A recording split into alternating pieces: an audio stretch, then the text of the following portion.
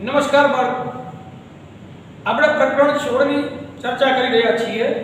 નૈસર્ગિક સ્ત્રોતોનું ટકાઉ પ્રબંધન એટલે કે વ્યવસ્થાપન, આપણે એની ચર્ચા કરી રહ્યા છીએ. ગયા લેક્ચરમાં આપણે ચર્ચા કરી હતી. હવે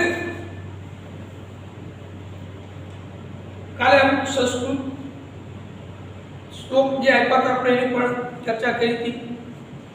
પછી આગળ આપણે 5R એની ચર્ચા કરી ગયા છીએ. સ્ત્રોતનું વ્યવસ્થાપન શા માટે જરૂરી છે એની પર ચર્ચા કરી ગયા છીએ. તો આજે હવે જંગલો અને વન્ય જીવન એની ચર્ચા કરીએ. જંગલો અને વન્ય જીવન બે શબ્દ આપ્યા છે. નૈસર્ગિક સ્ત્રોત જ છે મિત્રો. આ જંગલો એટલે નૈસર્ગિક સ્ત્રોત છે. જંગલોમાં વસતા સજીવો એટલે વન્ય જીવ, એ પણ નૈસર્ગિક છે. હવે વન્ય જીવ કોને કહેવાય? વન્ય જીવન એટલે શું છે? તો જેની ખેતીવાડી થઈ શકતી ન હોય, જે પાલતુ ન હોય તેવા તમામ પ્રાણીઓ, જે પાલતુ ન હોય તેવા તમામ પ્રાણી, આ બધાને વન્ય જીવો કહેવાય. મતલબ ખેતી કરીએ છીએ એ વન્ય જીવમાં ન આવે. ઘઉં, બાજરી એ વનસ્પતિને વન્ય જીવ ન ગણાય. જંગલના તમામ વૃક્ષોને વન્ય જીવ ગણાય. સિંહ, વાઘ, હરણ બધા વન્ય જીવ ગણાય. પાલતુ પશુઓ જે છે, ઘરે પાળેલા પશુઓ, એને વન્ય જીવમાં ગણતરીમાં કરવા લેવામાં આવતા નથી. ગાય, ભેંસ, બકરી આ બધા પાલતુ પ્રાણીઓ છે, એટલે એ વન્ય જીવમાં ગણતરીમાં આવશે નહીં. જંગલ જૈવ વિવિધતાના વિશિષ્ટ સ્થળ છે. જંગલ જૈવ વિવિધતાના વિશિષ્ટ સ્થળ. ખબર છે, જંગલમાં તમે જાઓ, આપણે સાસણગીર છે, કારણ કે વનરાજી આખી તમે એટલા બધા વૃક્ષો હોય. આ વૃક્ષો આડે જળગમિયા ઉગેલા હોય, ચોમાસું જાય એટલે લીલોતરી છવાયેલી હોય, ત્યાં વિવિધતા તમને ભરપૂર જોવા મળે. એટલે જંગલ છે એ જૈવ વિવિધતાના વિશિષ્ટ સ્થળ છે. જંગલની અંદર જાવ એટલે આ એવું સ્થળ છે. એક નેચરલ વાતાવરણ હોય છે, પર્યટકો ફરવા પણ જતા હોય છે. જૈવ વિવિધતાનો એક આધાર એ વિસ્તારમાં મળી આવનારી વિવિધ જાતિઓની સંખ્યા છે. જંગલમાં જઈએ એટલે ઘણા બધા પ્રાણીઓ જોવા મળે, વિવિધ જાતિઓ, સિંહ, વાઘ, એવા વિવિધ પ્રકારના જંગલી જાનવર આપણને જોવા મળે. વનસ્પતિની વિવિધ જાતો તમને જોવા મળે. આપણે ઘરે જોયા ન હોય એવા અદ્ભુત પ્રકારના વૃક્ષો તમને જોવા મળે. આપણને નામ પણ ન આવડતા હોય એવી વનસ્પતિ ત્યાં જોવા મળતી હોય છે. જોકે સજીવોના વિવિધ સ્વરૂપો, જીવાણુઓ, તમે બેક્ટેરિયાની ખ્યાલ હશે, એટલે વિવિધ સ્વરૂપો કયા કયા હોય? તો કે જીવાણુ, બેક્ટેરિયા, ફૂગ, ત્રિઅંગી વનસ્પતિ, સપુષ્પી વનસ્પતિઓ, સૂત્રકૃમિ, કર્મ્યા, કીટકો, પક્ષીઓ અને સરીસૃપ, એટલે પેટેથી સરકીને ચાલનારા જે સજીવો છે એને સરીસૃપ કહેવાય. સાપ, અજગર, મગર આ બધા પેટેથી સરકીને ચાલે છે, એટલે એ સરીસૃપ છે. તો આ વિવિધ સ્વરૂપો પણ મહત્વપૂર્ણ હોય છે. વારસાગત જૈવ વિવિધતાનું સંરક્ષણ કરવાનો પ્રયત્ન પ્રાકૃતિક સંરક્ષણના મુખ્ય ઉદ્દેશમાંનો એક છે. વારસાગત, વંશ પરંપરાગત એટલે વારસાગત. વારસાગત જે જૈવ વિવિધતા છે એનું સંરક્ષણ એટલે રક્ષણ આપણા પૂર્વજો કરતા જ આવ્યા છે મિત્રો. પણ એ સંરક્ષણ કરવાના પ્રયત્નમાં એ પ્રયત્ન પ્રાકૃતિક સંરક્ષણના મુખ્ય ઉદ્દેશમાંનો એક છે. આપણે પ્રકૃતિનું સંરક્ષણ કરવાનું છે તો એનો એક ભાગ છે, કારણ કે પ્રાકૃતિક સંરક્ષણ એ આપણો મુખ્ય ઉદ્દેશ્ય છે. પણ વારસાગત જૈવ વિવિધતાનું સંરક્ષણ કરવું એનો એક ભાગ છે. પ્રયોગોને જે વૈજ્ઞાનિકો દ્વારા જે ખતરા કરવામાં આવે, પ્રયોગ કરવામાં આવે અથવા સંશોધન કરવામાં આવે, એ પ્રયોગ અને ક્ષેત્ર અભ્યાસથી આપણને જાણકારી મળે, આપણે નવી નવી માહિતી મળે. વૈજ્ઞાનિકો દ્વારા આપણને એવી અલગ અલગ પ્રકારની માહિતી પ્રાપ્ત થાય છે, આપવામાં આવે છે કે વિવિધતાનો નાશ થવાથી પરિસ્થિતિએ સ્થાયિકતા પણ નાશ પામી શકે છે.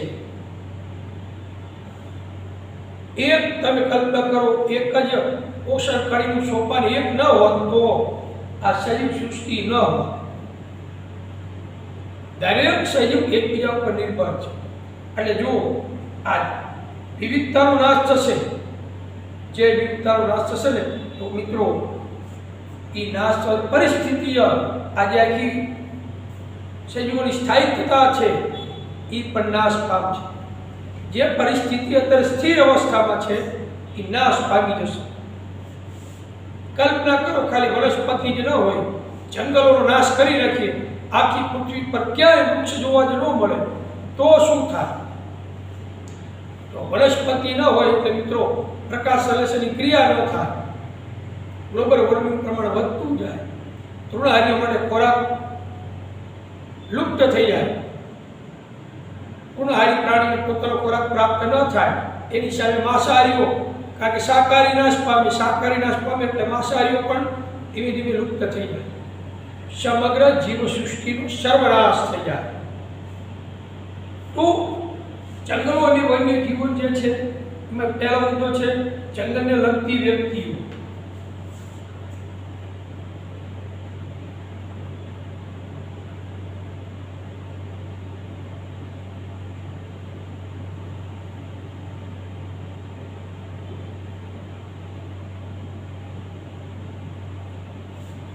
જંગલને લગતી વ્યક્તિઓ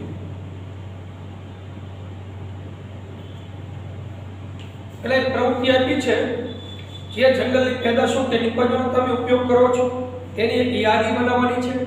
તમારા મતે જંગલની નજીક રહેવાવાળા વ્યક્તિઓ કઈ વસ્તુનો ઉપયોગ કરે છે, જંગલની અંદર રહેનારા વ્યક્તિઓ કઈ વસ્તુનો ઉપયોગ કરે છે. તમારા સહધ્યાયીઓની સાથે ચર્ચા કરો કે ઉપયુક્ત વ્યક્તિઓની જરૂરિયાતોમાં શું ભિન્નતા છે, શું સમાનતા છે, તેમજ તેના કારણ વિશે જાણકારી પણ મેળવો. આપણને આ જે પ્રવૃત્તિ આપી છે એ પ્રવૃત્તિ જે જંગલની પેદાશો કે નિપજોનો તમે ઉપયોગ કરો છો એની એક યાદી બનાવો.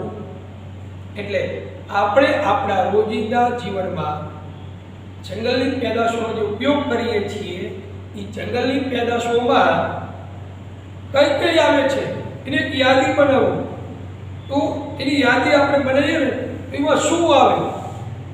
હું આ બોલતો છું, તમને ખ્યાલ જંગલની આપણે પેદાશોનો ઉપયોગ કરતા હોઈએ તો આપણે જો અત્યારે ભલે આધુનિક યુગ હોય પણ જંગલની અમુક વસ્તુઓ, બળતણ માટેનું લાકડું, બરોબર, બળતણ માટેનું લાકડું, પછી વહાણા, વાંસ કહેવાય ને શું કહેવાય ગામની સંસ્કૃતિમાં એને વહાણા, એ વાંસ ટેકા મારવા માટે લગાવે ને એ વાંસ. તમે જો મોટી બિલ્ડિંગ બનતી એ વાંસ લગાવેલા ફરતા ફરતા, તો એ તો જંગલમાંથી મળે. ફળો, આપણે ફળ મળે એ જંગલની પેદાશ છે. મરી મસાલાઓ જંગલની પેદાશ છે. મરી મસાલા તેજારા બધું મળે ને એ મરી મસાલાઓ. કાગળ પર જંગલમાં ની વનસ્પતિ જે હોય વૃક્ષની છાલમાંથી બનતા હોય તો કાગળ, જડીબુટ્ટીઓ, દેશી દવા, આ જડીબુટ્ટીઓ જંગલમાંથી મળે. આ બધી આવી યાદી તૈયાર કરીએ છીએ અને જંગલની પેદાશોની બધો ઉપયોગ આપણે કરતા હોઈએ છીએ. અત્યારે મિત્રો એન્ટીબાયોટિક દવાઓ બધી આવી ગઈ. એન્ટીબાયોટિક દવાઓ તો ગોળી લઈએ છીએ, આપણે ખબર ન હોતી શેમાંથી બને. પણ વર્ષો પહેલા માંદગી કે રોગ સામે રક્ષણ પ્રાપ્ત કરવા માટે વૈદ્ય આવતા. એટલે વૈદ્ય શું કરે? ઉપચાર કરતા અને જડીબુટ્ટી દ્વારા ઈલાજ કરતા. મિત્રો બીજું કે તમારા મતે જંગલની નજીક રહેવાવાળા વ્યક્તિઓ કઈ વસ્તુઓનો ઉપયોગ કરે છે? તો મિત્રો આપણે જોઈએ કે જંગલની નજીક રહેતી વ્યક્તિઓ હોય લાકડું, ઘાસચારો હોય તો ઘાસચારો ઉપયોગ કરતા હોય, સૂકા પાંદડાનો ઉપયોગ કરતા હોય બળતણ તરીકે, વાંસ, શાકભાજી, ફળો, મરી મસાલા બધી વસ્તુનો ઉપયોગ કરતા હોય છે. જંગલની અંદર રહેતા વ્યક્તિઓ કઈ વસ્તુનો ઉપયોગ કરે? તો જંગલની અંદર જો રહેતા હોય એ વ્યક્તિઓ લગભગ પાયાની બધી જરૂરિયાતો જેવી કે બળતણ, એટલે બળતણ માટેનું લાકડું, ઘાસચારો, વાંસ, ખોરાક, કપડાં, રહેઠાણ, શિકાર કરવું, માછીમારી કરવી, નાના લાકડા, કવચવાળા ફળો, ઔષધિઓ અને જડીબુટી, આ બધું એ જંગલની અંદર રહેતા લોકો પ્રાપ્ત કરે છે જંગલમાંથી. કારણ કે એમના પોશાક કેવા હોય? જંગલને અનુરૂપ જ હોય. પ્રાણીઓને ચર્મ પહેરતા હોય. બરાબર, આ રીતે આધાર રાખે છે. તો આ બધી યાદી મને પછી તમારી સાથે ભણતા તમારા મિત્ર અથવા બેનપણી બધા અંદર ચર્ચા કરી શકો. દરેકની યાદીમાં ઘણી બધી બાબતો કોમન હશે, સમાનતા જોવા મળશે તમને. આપણે જંગલોની વિવિધ નીપજોનો ઉપયોગ કરીએ છીએ, પરંતુ જંગલ સ્ત્રોતો પર આપણી નિર્ભરતામાં વિવિધતા છે. બધામાં જુદાપણું છે. આપણે બધા મિત્રો જંગલોની વિવિધ નીપજોનો ઉપયોગ કરીએ છીએ, પરંતુ સ્થાયી શું? અહીંયા જંગલોમાં વિવિધતા છે. જે પેદાશોનો ઉપયોગ કરીએ છીએ એમાં ઘણી બધી બાબતો આપણે વિવિધતા જોવા મળે છે. આપણે જે નિર્ભરતા અનુભવીએ છીએ, આપણામાંથી કેટલાક લોકોની પાસે વિકલ્પો છે. મારી પાસે, તમારી પાસે વિકલ્પ છે, ઓપ્શન આપ્યા છે. શું ઓપ્શન છે? અમુક પાસે ઓપ્શન નથી, કેટલાક પાસે વિકલ્પો નથી. જ્યારે આપણે વન સંરક્ષણની વાત વિશે વિચારીએ, આવો વિચાર આવે ખરો કે ચલો આપણે જંગલનું, વનનું સંરક્ષણ કરવું છે. આપણે સરકાર એટલે કે સરકારની જવાબદારીથી વૃક્ષો વાવવા, જતન કરવું. આપણે મિત્રો શરૂઆત હંમેશા આપણેથી કરવી. આ વૃક્ષો ઉછેરો કરવો, કઈ કામનું વૃક્ષો વાવો. વન સંરક્ષણ વિશે જ્યારે વિચારીએ છીએ ને, ત્યારે આપણે તેની સાથે સંકળાયેલી વ્યક્તિઓ કે સંસ્થાઓને ધ્યાનમાં લેવી જોઈએ. કારણ કે વન સંરક્ષણ જ્યારે કરતા હોઈએ ત્યારે જંગલો સાથે જોડાયેલા જે વ્યક્તિઓ છે અથવા સંસ્થાઓ છે એને ધ્યાનમાં લેવા જોઈએ. તો કઈ કઈ એવી વ્યક્તિઓ છે જે એની સાથે જોડાયેલી હોય છે?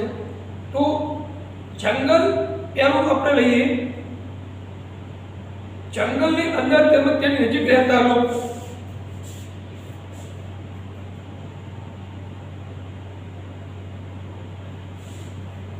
જંગલની અંદર તેમજ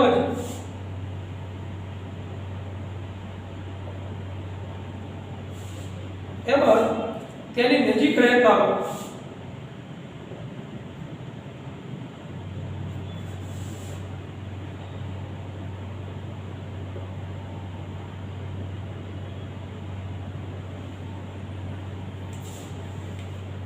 જંગલની અંદર તેમજ તેની નજીક રહેનારા લોકો છે પોતાની અનેક જરૂરિયાતો માટે જંગલ પર નિર્ભર રહે છે. પાછળ આકૃતિ આપી છે 16.2 તમે જોઈ શકો છો.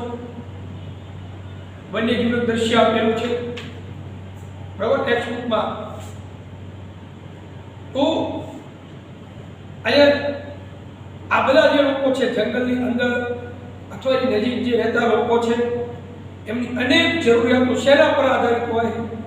સ્વાભાવિક વસ્તુ છે, જંગલ પર જ આધારિત હોય. એટલે જ્યારે જંગલનું સંરક્ષણ વિશે વિચારીએ ત્યારે આ લોકોને પણ ધ્યાનમાં રાખવા જોઈએ આપણે.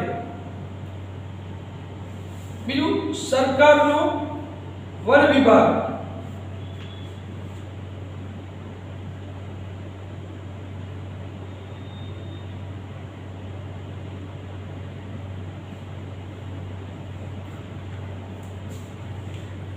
સરકારના વન વિભાગ કે જેની પાસે જંગલોનું નિયંત્રણ છે અને તે જંગલોમાંથી પ્રાપ્ત સ્ત્રોતોનું નિયંત્રણ કરે છે, સરકારી કહેવાય છે વન વિભાગ, ફોરેસ્ટ ખાતું.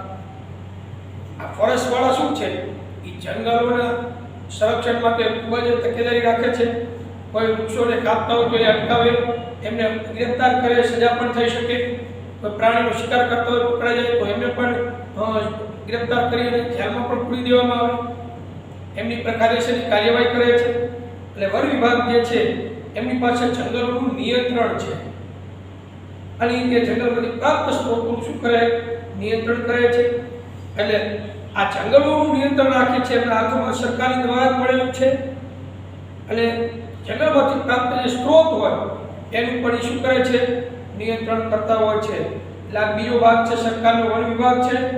ત્રીજો જે ભાગ છે ઉદ્યોગપતિઓ,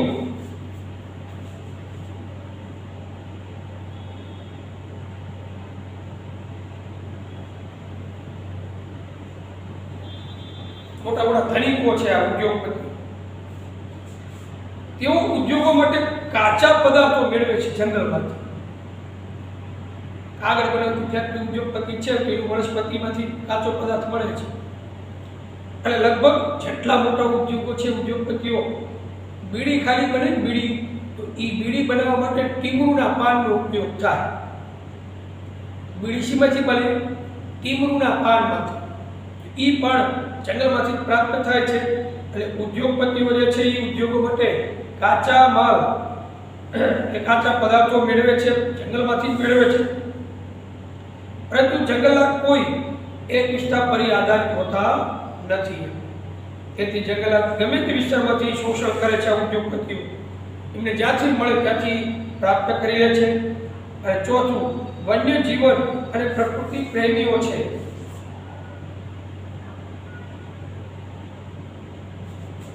વન્ય જીવન અને પ્રકૃતિ પ્રેમીઓ,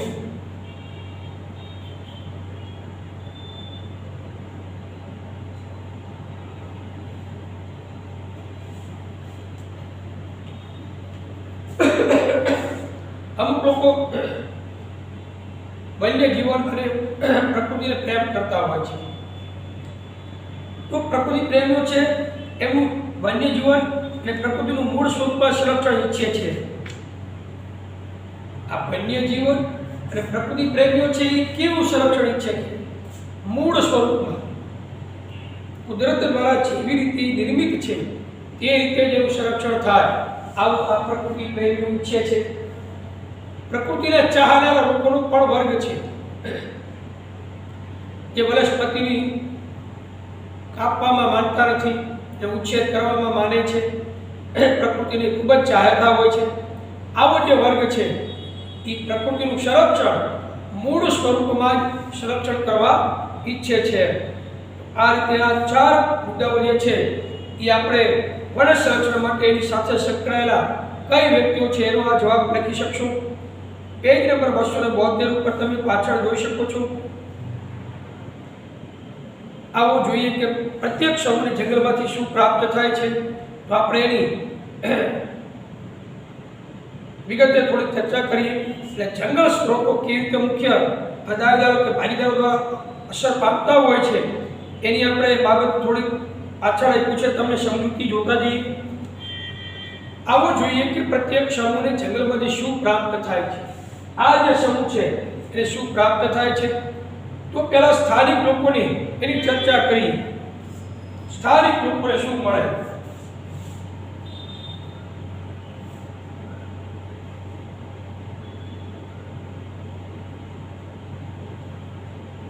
સ્થાનિક લોકો એની ચર્ચા કરીએ। સ્થાનિક લોકોને વધારે માત્રામાં વળતર માટે લાકડું, નાની લાકડીઓ અને છાપરા અને ઢાળિયા બનાવવા હોય, ઘરમાં લોકો છાપરામાં ઢાળિયા કહેવાય, એ છાપરા માટે પરાળ, પરાળ એટલે શું, પરાળ એટલે એવો લાકડા એવું આપ્યું છે પણ એની જરૂરિયાત આપણે એવું મોટું ઘાસ આવે છાંયો આપે ને પૂરા બનાવીને એના ઉપર ઢાંકી દે તો એની જરૂરિયાત હોય છે। વાંસનો ઉપયોગ ઝૂંપડીના ટેકા બનાવવા માટે વાંસનો ઉપયોગ કરે છે। ખાદ્ય પદાર્થો એકત્રિત કરવા અને તેનો સંગ્રહ કરવા માટે ટોપલીઓ બનાવવા માટે પણ વાંસનો ઉપયોગ થાય છે। એટલે વાંસમાંથી શું બને, ટોપલા, ટોપલી આપણી ભાષામાં કહીએ તો હુંડલા, નાની નાની હુંડલી બને એ વાંસમાંથી બને। ખેતીના સાધનો, માછલી પકડવા તેમજ શિકાર કરવાના સાધનો બનાવવા કરે છે એનો ઉપયોગ। તે સિવાય જંગલ માછલી પકડવા માટેનું અને શિકારનું સ્થાન પણ હોય છે. કારણ કે જંગલમાં એવા નાના નાના સરોવરો, ઝરણાઓ, તળાવો હોય તો એ આ સ્થાનિક લોકો જે છે ત્યાં એ માછીમારી કામ કરી શકે, એનું શિકાર પણ કરી શકે, એનું સ્થાન પણ જંગલ જ કહેવાય. વિવિધ વ્યક્તિઓ ફળો, કવચવાળા ફળ હોય અને ઔષધિઓ અને જડીબુટી એ એકત્ર કરવાની સાથે સાથે તેમના પશુઓને જંગલમાં ચરાવતા પણ હોય છે. એટલે જે ઘરે પાલતા પશુ રાખે એમને ખાવા માટે ખોરાક એ જંગલમાં ઉગતી ઝીણી નાની વનસ્પતિ કે ઘાસ હોય છે, એટલે એ એમના પશુને લઈ અને જંગલમાં ચરાવવા માટે લઈ જાય તો તેઓના માટે આ ચારો જંગલમાંથી એકત્રિત કરે છે. એટલે આ સ્થાનિક લોકોની આ પ્રવૃત્તિ વડે સામાન્ય સુપોષિત રીતે જંગલ સ્ત્રોતોનો ઉપયોગ થાય છે, વ્યવસ્થિત ઉપયોગ કરે છે અને જંગલોને કોઈ રીતે નુકસાન થતું નથી. એટલે સ્થાનિક લોકો દ્વારા આ રીતે ઉપયોગ કરે છે. બીજું, સરકારી વન વિભાગ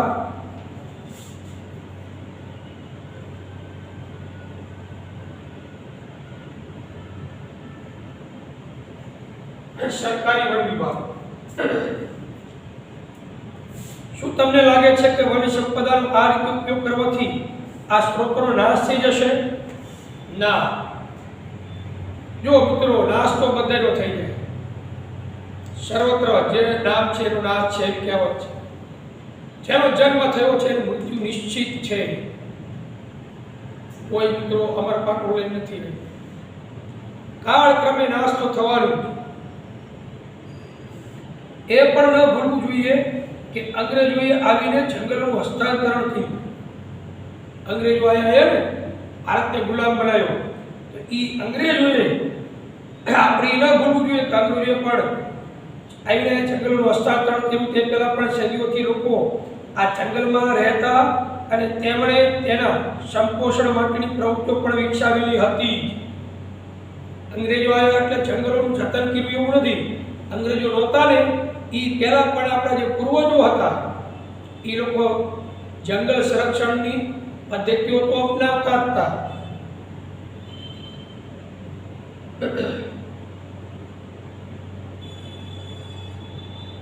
અહીંયા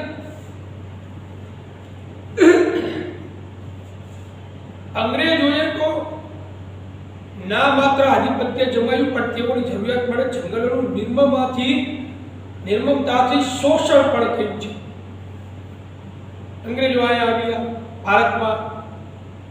ભારતમાં શા માટે આવ્યા હતા ખબર છે? અંગ્રેજો ભારતમાં વેપાર કરવા માટે આવ્યા હતા. વેપારના બારે તેમને આધિપત્ય જમાવ્યું. તો અંગ્રેજોએ વેપારની ના તો માત્ર આધિપત્ય જમાવ્યું પણ તેઓની જરૂરિયાત માટે જંગલોનું નિર્મમતાથી શોષણ પણ કર્યું. એમનો જ સ્વાર્થ એમણે જોયો છે. એમાં તેઓએ મૂળ આદિવાસીઓને માત્ર સીમિત કે મર્યાદિત વિસ્તારમાં રહેવા માટે લાચાર બનાવ્યા હતા. અંગ્રેજોએ ફરજિયાતપણે ભારતીય ઉપર જુલમ ગુજાર્યો. આપણા આદિવાસી પ્રજાઓને ફરજિયાત જંગલમાં જ રહેવાનું, આમ વિસ્તારમાં તેમને રહેવાનું નહીં, આવા એવા નિયમ બનાવી દીધા. એટલે ખૂબ જ શોષણ થયું છે જંગલનું અને આદિવાસીઓનું.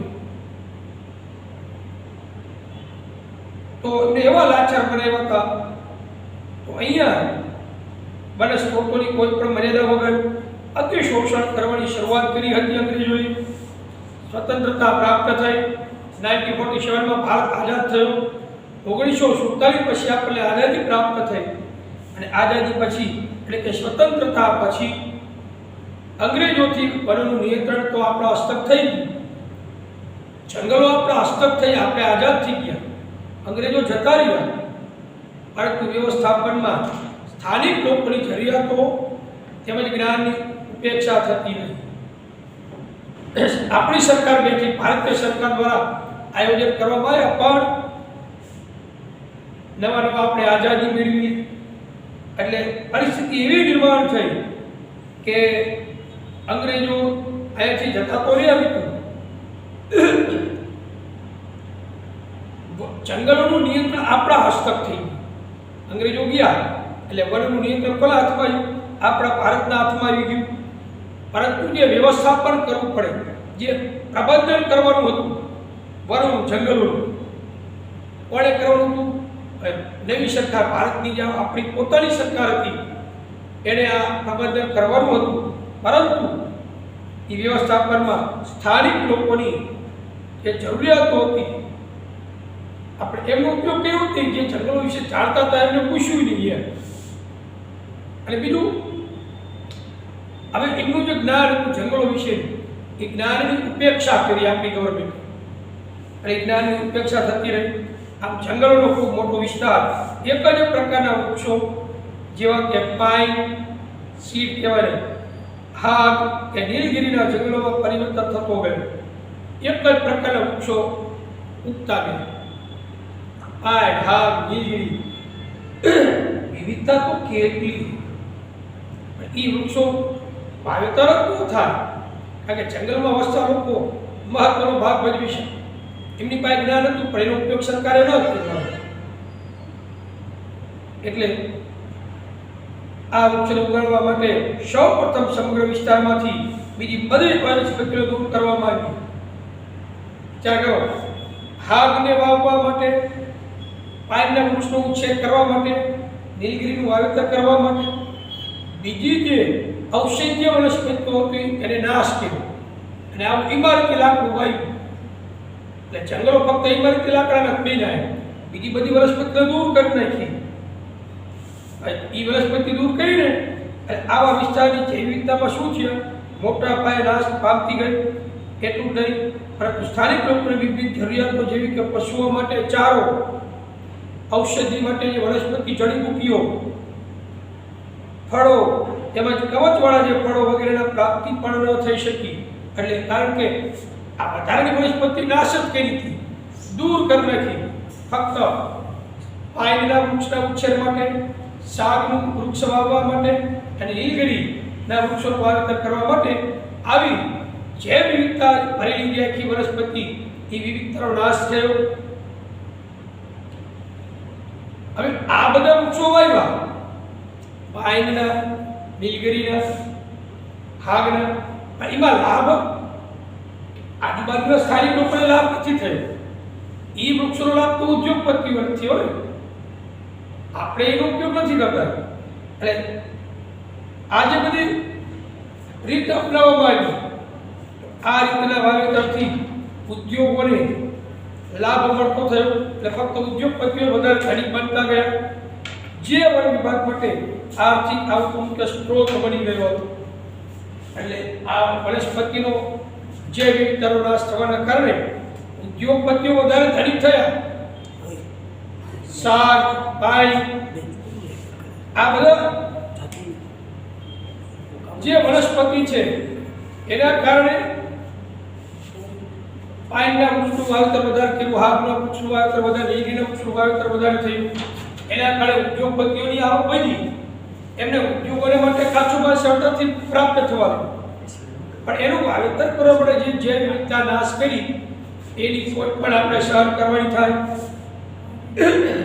હવે ઉદ્યોગપતિઓની આવક વધી, એમને આર્થિક લાભ તો મળતો થયો, જે વન વિભાગ માટે આર્થિક આવકનો મુખ્ય સ્ત્રોત બની ગયો. વન વિભાગની આવક વધી, સરકારની આવક વધી, પણ પબ્લિકનું, પ્રજાનું શું? જે આદિવાસી પ્રજા છે એનું શું? એ નિર્ભર હતા આ જે વિવિધતા ભર્યા જંગલ ઉપર, જે વિવિધતાનો નાશ કરી નાખ્યો વન વિભાગ, એની આવક વધી ઉદ્યોગો દ્વારા.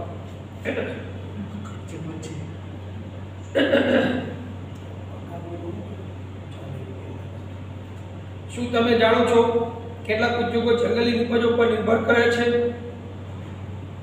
હા, અહીંયા જે છે આપણને બીજો મુદ્દો છે ઉદ્યોગપતિઓ.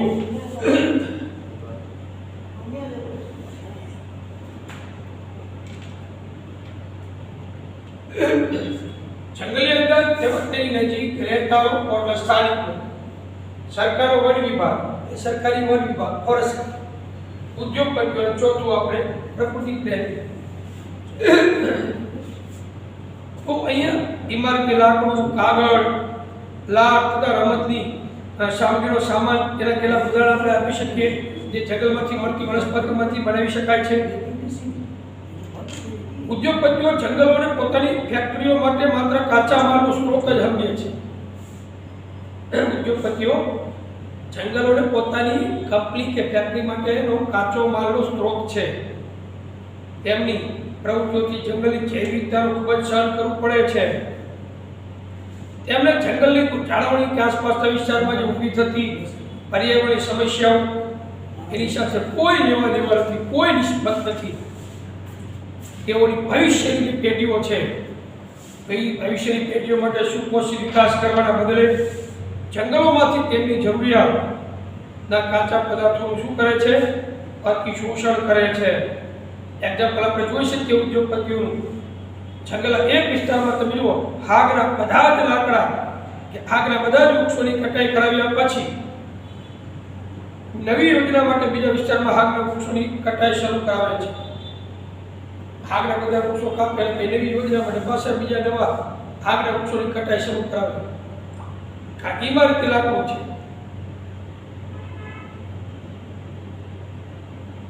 અને ચોથું છે પ્રકૃતિ અને વન્યજીવ પ્રેમીઓ.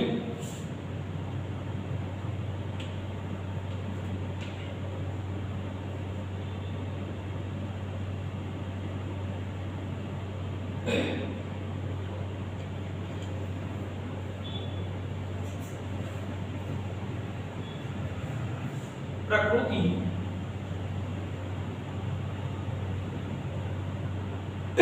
અને વન્યજીવ પ્રેમી.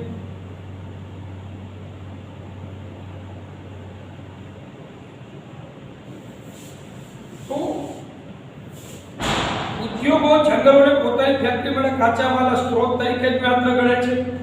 પોતાના સ્વાર્થ માટે રોકડા એક મોટો વર્ગ સરકાર તરફથી ઉદ્યોગો માટે કાચા માલને ખૂબ જ ઓછી કિંમતે પ્રાપ્ત કરવામાં કાર્યરત હોય છે.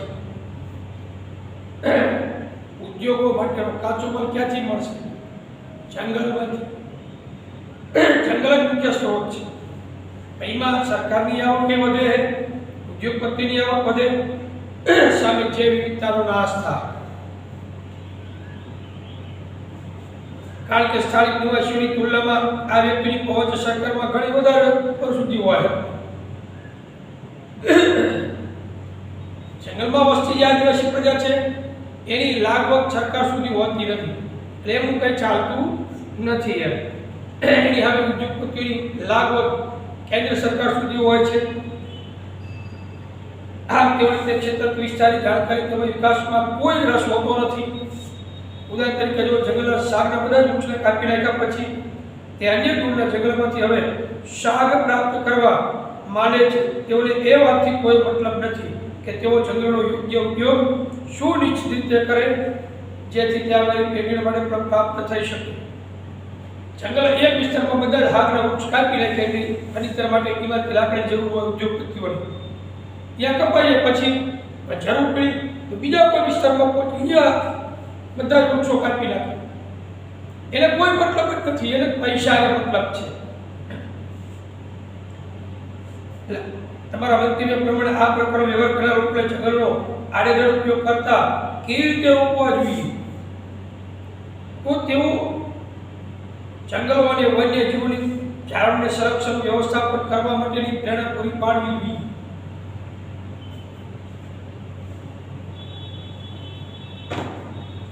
એક પ્રવૃત્તિ આપી છે તમને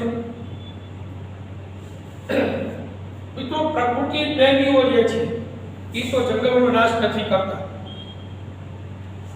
આ લોકો જીવોની જાળવણી અને સંરક્ષણનું વ્યવસ્થાપન કરે છે.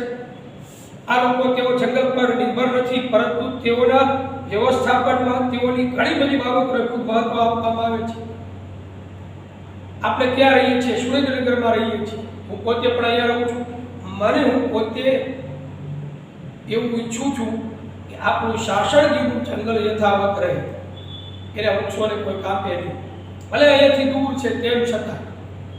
તો દરેક પ્રકૃતિ પ્રેમીઓ એવું જ ઈચ્છે, ગમે ત્યાં રહેતો હોય પણ કુદરતી જે વાતાવરણ જે ઊભું થયું છે, નેચરલ વાતાવરણ, એને કોઈ નુકસાન ન પહોંચાડે. જંગલોની જાળવણી માટે પરંપરાગત કાર્ય કરતા સ્થાનિક લોકોને પણ તેમાં સમાવેશ કરી શકાય. તો આ પ્રવૃત્તિ એક આપી છે કોઈ બે વન્ય નિપજો વિશે જાણકારી મેળવો, જે કોઈ ઉદ્યોગોનો આધાર હોય, ચર્ચા કરો કે આ ઉદ્યોગ લાંબા સમય સુધી ચાલી શકે એમ છે, તો શું આપણને આ નિપજોની વપરાશ નિયંત્રણ કરવાની જરૂરિયાત છે. તો એક ટીંગરું મેં હમણાં વાત કરી, ટીંગરુંના પાન છે એમાંથી બીડી બને, તો એના પાંદડાનો બીડી બનાવવામાં ઉપયોગ કરી લેવાય છે. આવશ્યક તેલનો ઉપયોગ સાબુ અને કોસ્મેટિક ઉપયોગમાં થાય છે. એટલે એ ઉદ્યોગમાં કોસ્મેટિક ઉદ્યોગ હોય એમાં તેલનો વનસ્પતિ તેલ આવે ને એનો ઉપયોગ કરી શકાય. પછી દેવદારના જે વૃક્ષ છે એનો ઉપયોગ આ બે બધું બને ને વિકેટ સ્પોર્ટના સાધન, તો એ દેવદાર વૃક્ષના લાકડાનો ઉપયોગ દિવાળી બનાવવામાં વપરાય. દિવાસળીની જે આવે છે દિવાસળી જે છે દેવદારના વૃક્ષમાંથી બને, ઓછું લાકડું હોય. આ ઉદ્યોગો લાંબા સમય સુધી ચાલી શકે એમ નથી મિત્રો, કારણ કે જંગલનું અતિશોષણ ઉદ્યોગોને લાંબો સમય કાચા પદાર્થો પૂરા પાડી શકશે નહીં. હા, જંગલોનું જો વધારે વિસ્તરણ કરવામાં આવે તો આપણે લાંબો સમયને ચલાવશું, પણ જંગલો દિવસે ને દિવસે દાટ વાળી રહ્યા છે. વન્ય નિપજોના ઉદ્યોગોનું ઉપયોગનું નિયંત્રણ કરવા માટે તેમજ વૃક્ષોનું વાવેતર કરવું ખૂબ જ જરૂરી છે. તો આવી રીતે આપણે એની અંતમાં આવ્યું છે પેજ નંબર 273 ઉપર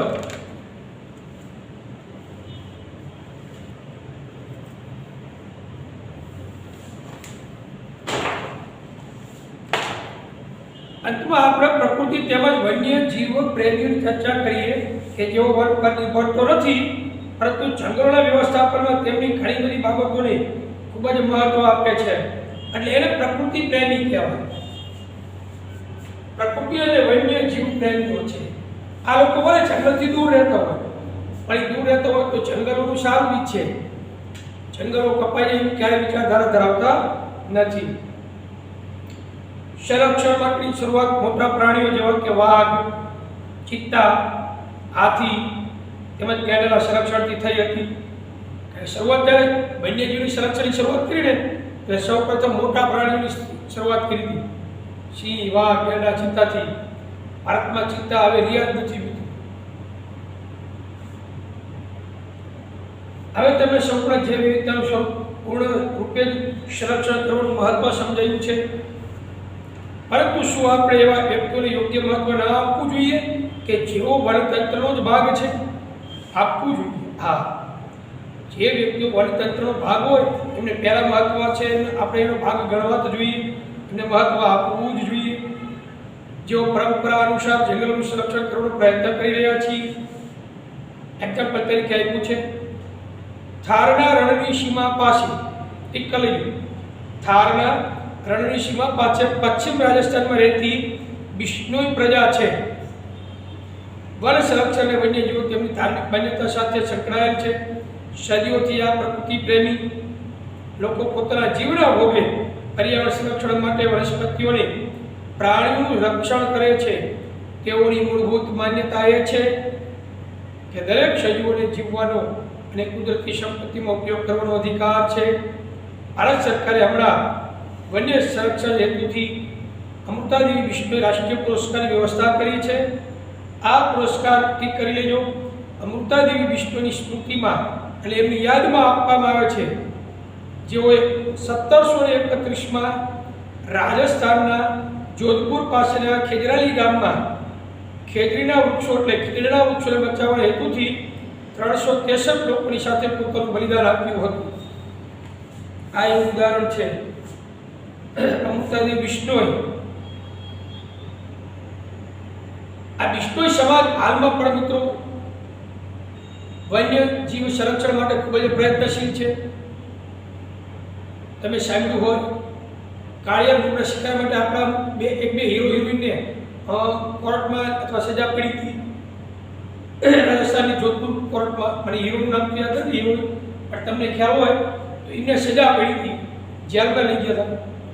એ કેસ કરવાવાળી જે પ્રજાતિ હતી બિશ્નોઈ સમાજે કરી હોય એમની ઉપર કેસ. રાજસ્થાનમાં એમને હરણનો શિકાર કર્યો કાળિયા મૃગનો. તો એ બિશ્નોઈ સમાજ વર્ષોથી હવે અહીંયા રાજસ્થાનનું અમૃતાદેવી વિષ્ણુએ જે આપ્યું છે.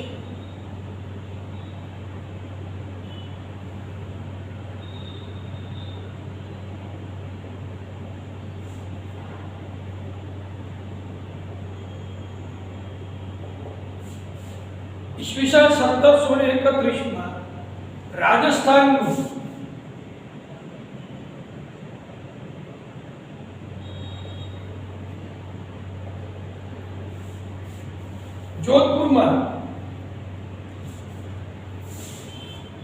જોધપુર પાસે ખેજરાલી ગામ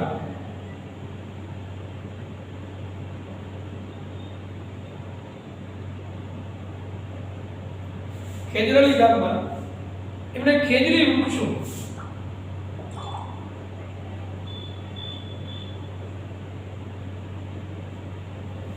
એને આપણે કહીએ ખીજડા, એ ખીજડાના વૃક્ષો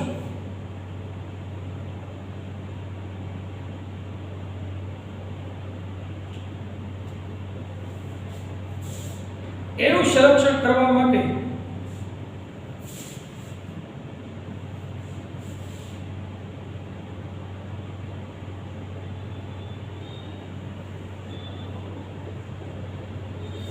ત્રણસો 63 વ્યક્તિઓ સાથે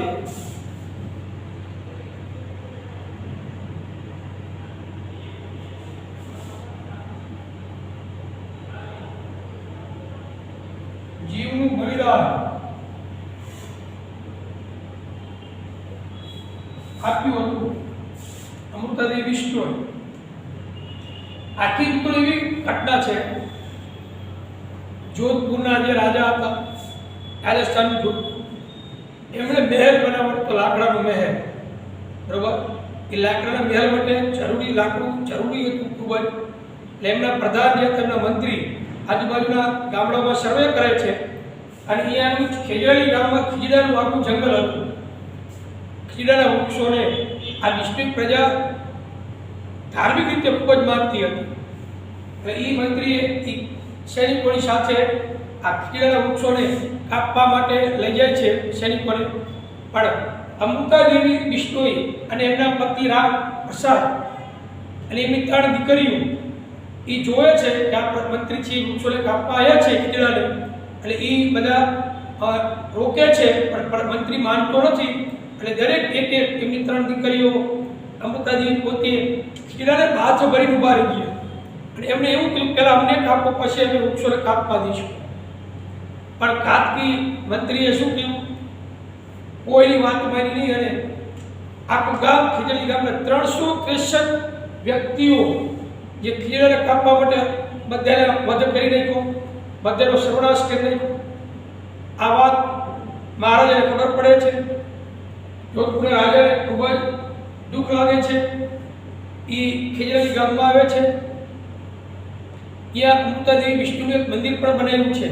હાલમાં ભાદરવા મહિનાને કંઈક બીજના કીર્તે અહીંયા મેળો પણ ભરાય છે અને હાલમાં પણ અત્યારે એ મેળામાં કેટલાય લોકો આવે છે વિષ્ણુ સમાજના અને અહીંયા વનસ્પતિને વન્યજીવને લગતી તમામ પ્રવૃત્તિ કરે છે. ખૂબ જ સારું કામ કરે છે. એટલે દર વર્ષે અહીંયા મેળો ઉજવાય છે.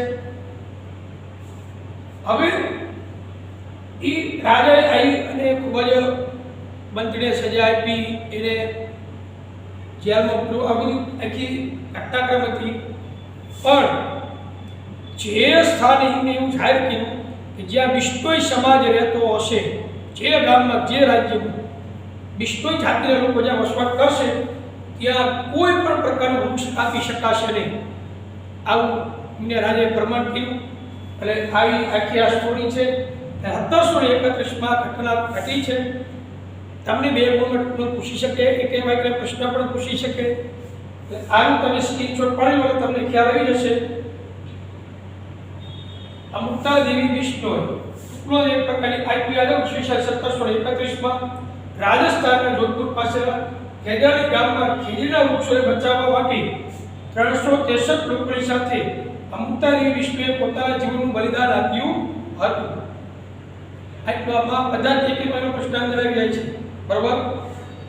પછી નો ફકરો આપ્યો છે આપણે, બરોબર. ત્યાંથી આપણે કાલે લઈશું, કારણ કે અભ્યાસ પરથી આ વાતને સ્થાપિત કરાઈ છે કે જંગલોને પરંપરાગત ઉપયોગની રીતોના વિરુદ્ધ પૂર્વાગ્રહનો કોઈ ખાસ આધાર નથી. ત્યાંથી આપણે ચર્ચા વિચારણા કાલે કરવાના છીએ. આજે અહીંયા પૂર્ણ કરીએ. નમસ્કાર.